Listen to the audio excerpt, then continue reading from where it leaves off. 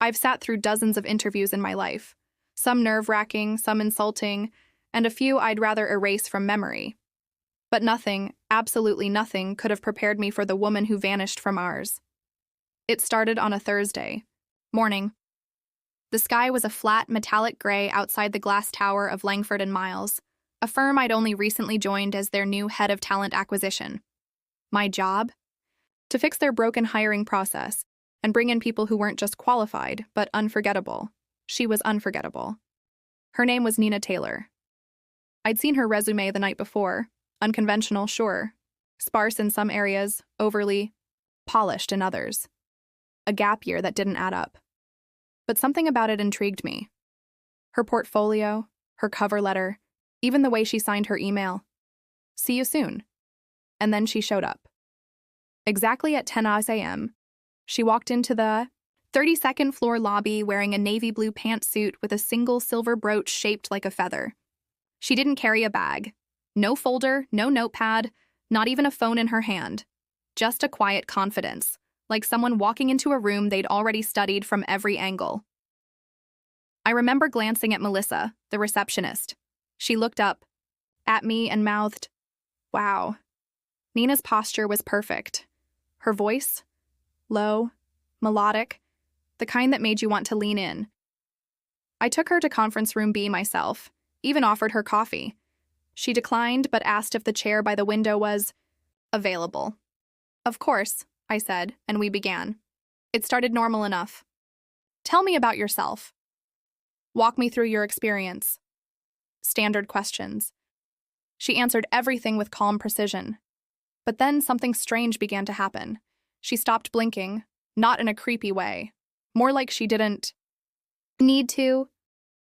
Her eyes locked onto mine every time I asked something more probing, like, "What would you say is your biggest professional failure?"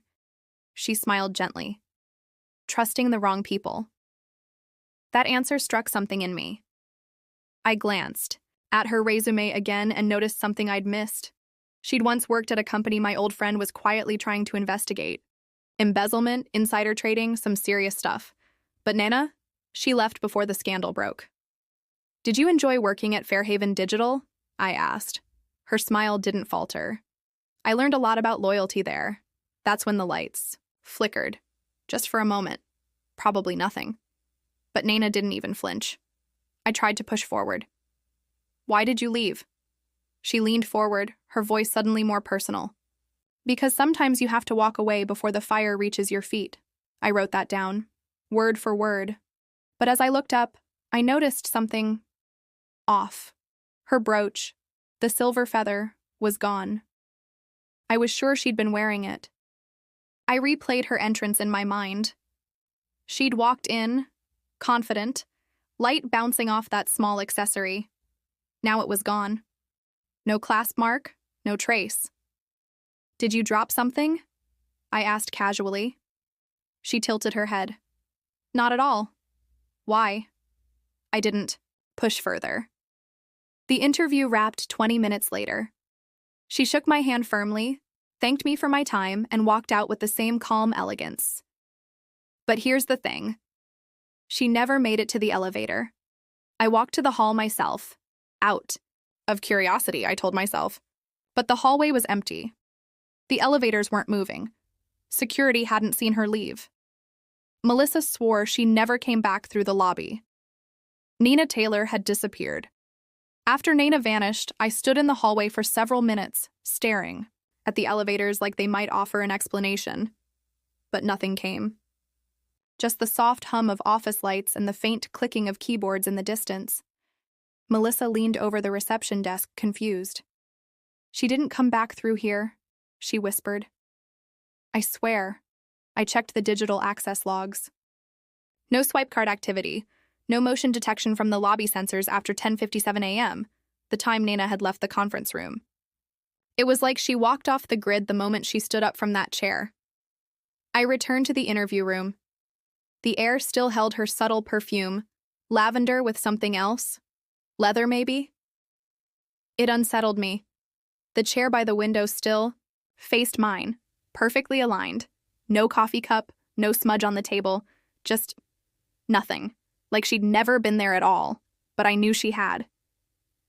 I opened her resume again, printed and paperclipped to her portfolio.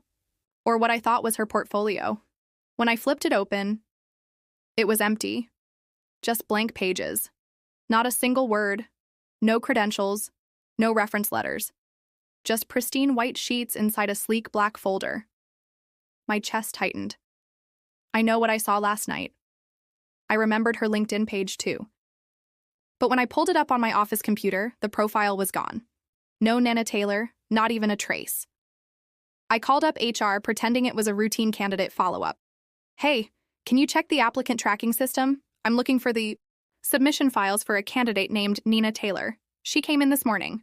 I need her resume, application, the whole package. Silence.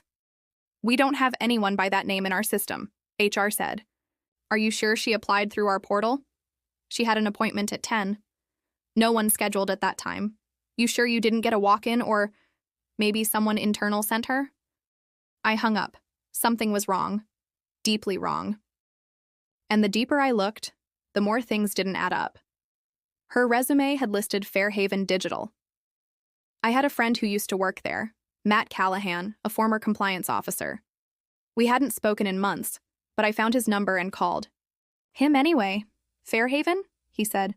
Jesus, that's a name I haven't heard in a while. Why do you ask? Did you ever come across a woman named Nina Taylor? She said she worked there. High-level marketing consultant, maybe late 30s. Silver feather brooch. Matt paused. You're not joking? No. Why? I saw her once, he said slowly, at a board meeting. She wasn't on the roster, but she sat at the table like she owned the place. She didn't speak, just watched. I assumed she was a silent investor or some private counsel. 2 weeks later, the CEO vanished. No resignation, no trace. Then the money started disappearing. What kind of money? Big money. Foreign transfers. Private holdings. They tried to bury it, but the feds were sniffing around. The weirdest part? Every time someone looked into it, they'd hit a dead end. No records, no paper trail. Even internal cameras glitched when she was in the room. I didn't know what to say. I was sweating. Matt, if she's not on record anywhere, how did you know her name? I didn't. Not until a few days later when a note showed up on my desk. No envelope, no return address, just a single sentence typed on cream cardstock. What did it say? He exhaled. It said, "Trust the wrong people and you'll vanish with them." A chill spread down my back. I ended the call and locked my office door. Then I pulled out the folder again. There was nothing on the surface until I tilted the pages toward the light. Embossed, barely visible, was a single line on the first page. Observe the watchers. Was it a message? A test? A threat? Didn't sleep that night. Every time I closed my eyes, I saw her face. Serene, calculating, memorizing everything I said. But what unnerved me most was her silence. She never pushed for the job, never tried to impress me. It was like I was the one being interviewed. The next morning, I came in early. I wanted to check the building's security tapes. I had a friend, in facilities, Rob, who owed me a favor. I just need the footage from yesterday, I told him. 10 a.m. to 11 a.m., floor 32. He hesitated but nodded. We sat in the surveillance room and pulled up the feed. I watched myself walk Nana down the hall, open the door for her, and enter the room. But the strange thing? There was no one walking beside me. On the screen, I looked like a man talking to. Thin air. Rob scratched his head. Is this a joke? I didn't answer. We rewound the footage, slowed it down, zoomed in. There I was, gesturing to the seat, holding the door open like a gentleman. For nobody, Nana wasn't on camera. Not once. Not in the lobby. Not on the floor. Not even in the reflection of the windows. She's not real, Rob said under his breath, but I knew better. She was real. I could still smell her perfume. Still hear the way she said, because sometimes you have to walk away before the fire reaches your feet. That night, I went back to my office alone. I locked the door and opened every cabinet. I needed to find some trace of her, a fingerprint, a strand of hair, anything. That's when I saw it. Taped beneath my desk, a card. Same cream cardstock Matt had described. One sentence printed in a soft, serif font. The next name they'll erase is yours. For hours, I sat frozen at my desk, staring at that cream card. The next name they'll erase is yours. Not a smudge. Not a fingerprint. The paper smelled faintly of jasmine and static, like it had traveled through the air instead of being handled by human hands. I felt the walls tightening around me. A cold, invisible pressure in my lungs, like I was already beginning to vanish, but I wasn't ready to disappear. That night, I drove home with my headlights off for the last 3 blocks. Every shadow felt like it was watching. Every streetlight buzzed a little too loudly. I pulled into my garage, locked the doors behind me, and powered down every smart device in my house. My phone went in the freezer. My laptop stayed in the trunk. There was only one person I could trust now. My sister Harper, a former intelligence analyst who left the industry after a high-clearance burnout. She owed me one after I paid off her rehab bills. If anyone could make sense of a ghost woman with no digital trail and a folder full of invisible ink, it was her. When I showed her the resume, her eyes didn't blink once. "You ever hear of a null agent?" she asked, tapping her pen. I shook my head. When I showed her the resume, her eyes didn't blink once. "You ever hear of a null agent?" she asked, tapping her pen. I shook my head. It's a term used in deep intelligence. Black ops beyond black. People whose names don't exist, whose records get purged before they even enter the system. They're trained to move between identities like clothes. If she's a null, then she was here on purpose. But why come to a job interview? Harper turned the card over. Because this wasn't a job interview. You were the mark. My heart sank. The mark for what? She sat back, exhaled, and said something I'll never forget. Because you know something you're not supposed to. She pulled out a burner laptop from her bag. She never traveled without one, and started digging. What division do you work under again? Capital strategies. Mergers and acquisitions. Her fingers paused. Did your team recently evaluate any foreign partnerships? Military adjacent, possibly dual-use tech? My blood froze. 3 weeks ago, our team had reviewed a possible acquisition, a shell company in Helsinki, tied loosely to a robotics firm. I'd raised a red flag in the internal notes about unexplained funding and off-book assets, but I didn't flag it hard enough. Harper looked up. This shell you looked into? Did it go through? I nodded. Last week, CEO signed off after I moved on to a different file. She leaned in. Then Nana wasn't interviewing for a job. She was checking the leak. Me. Exactly. They needed to know how much you knew, if you'd spoken to anyone, if you were a threat. And based on what she found, she left me a warning. No. She left you a choice. I swallowed hard. Harper stood, walked to the window, and pulled the blinds closed. You've got 2 options. Option 1, act like none of this happened. Delete everything. Burn the folder. Pretend Nana Taylor never existed. Take the promotion when it comes, and forget the smell of jasmine and leather. I already hated option 1. Option 2? I asked. Harper looked at me with something between pride and regret. We chased the ghost. We went underground. Harper had safe houses, old contacts, and a private server in Iceland we could piggyback off. I scrubbed my name from social media, wiped my devices, and started logging everything I remembered about Nana. Her tone, her watch, the brands she wore, the questions she didn't ask. We built a file, and one night, we hit a break. Harper found a grainy image from an old cybersecurity conference in Zurich. 3rd row, middle seat. A woman with Nana's cheekbones. Same silver brooch. No name on the guest list. But in the minutes before the keynote speaker took the stage, she leaned toward an older man with a NATO badge and whispered something in his ear. 5 days later, that man died of an aneurysm in his hotel. Coincidence? Maybe. But then there was the Berlin address book.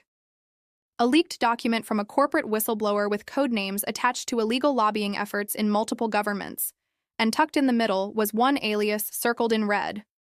Observer LX, Clearance, null, compartmentalized. Harper's face went pale. She's not just watching us, she said. She's managing operations. Whose? Harper didn't answer right away. She turned the card over again. The cream cardstock with that one printed line. The next name they'll erase is yours. Not a threat, she whispered. A breadcrumb. What do you mean? Harper handed me a mirror. Look. At first, I didn't get it. My reflection stared back. My tired eyes, my 5 o'clock shadow. Then I noticed the back of the card. There was a faint watermark, almost imperceptible, now illuminated by the mirror's angle. A name. My name. And beneath it, a digital timestamp, scheduled for deletion, or 4-2625-02 or UTC. That's 3 days from now, I said, my voice cracking. Harper nodded grimly. They've already set the wheels in motion. The next 72 hours were chaos. We went dark, switched. Locations, used burner phones, encrypted all data, and then I made a choice. I emailed one of the firm's shadow clients, a risk in itself, a man named Elias Crone, whom we only dealt with through intermediaries. He was rumored to have deep roots in government contracting and black market IP. I sent him one message. Observer LX interviewed me. I have her notes. Let's talk. He replied in 7 minutes with a private jet itinerary. Harper told me I was insane, but I boarded the flight. Elias Crone met me in a glass room at 30,000 feet. Old, pale, eyes like crushed metal. He poured whiskey into 2 crystal tumblers without asking. You're the analyst she marked for erasure, he said. I didn't respond. She doesn't do that often, he continued. Only when she's conflicted. Conflicted? She thinks you're salvageable. Then why warn me? Because somewhere you passed a test she didn't want you to know you were taking. I stared at him. She could have buried you yesterday, he said. Instead, she gave you a choice, and you chose to show up here. He slid a sealed envelope across the table. Inside, 1 card, cream, serif type. But this one read, You saw the fire and didn't flinch. You're ready. I looked up. Ready for what? Crone smiled. To vanish. On your own terms. And that's why I'm writing this. Somewhere, a version of me still lives in an office tower downtown, scanning resumes, sipping coffee. That version is gone now. Nina Taylor was never a job applicant.